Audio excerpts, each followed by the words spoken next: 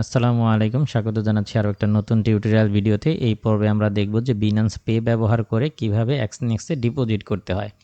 তো এই জন্য প্রথমে আমরা চলে যাব এই ডিপোজিট অপশনে, এখানে ক্লিক করব।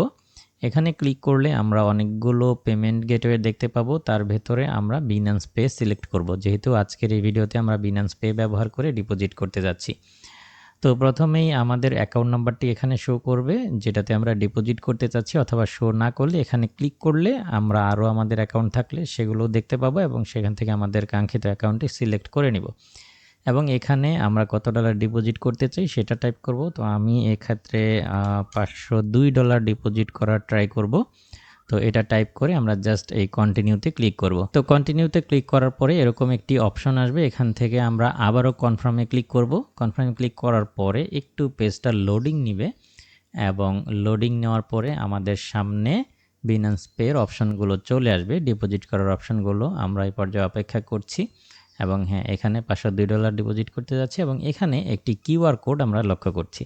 তো এইবার আমি আমার মোবাইল থেকে কিউআর কোডটি স্ক্যান করব। এই জন্য আমরা বিনান্সে সরাসরি লগ ইন করে নেব এবং এখান থেকে এই হোমে ক্লিক করব।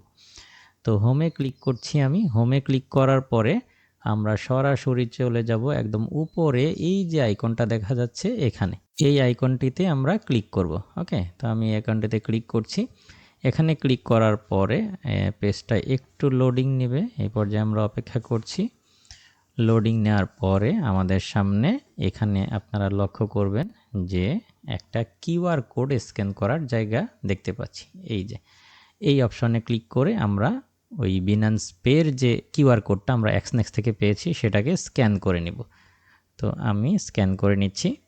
তো আমরা স্ক্যান করে নিয়েছি এবং এই পর্যায়ে আমরা দেখতে পাচ্ছি যে এখানে এক্সনেক্সে আমরা ঠিক যত ডলার ডিপোজিট করার জন্য রিকোয়েস্ট করেছি তার ডিটেল এখানে দেখা যাচ্ছে এবং এটা কিন্তু আমরা টাইপ করি নাই, এটা অটোমেটিকলি এখানে শো করতেছে। তো এখান থেকে জাস্ট আমরা যেটা করব, কনফার্ম করব।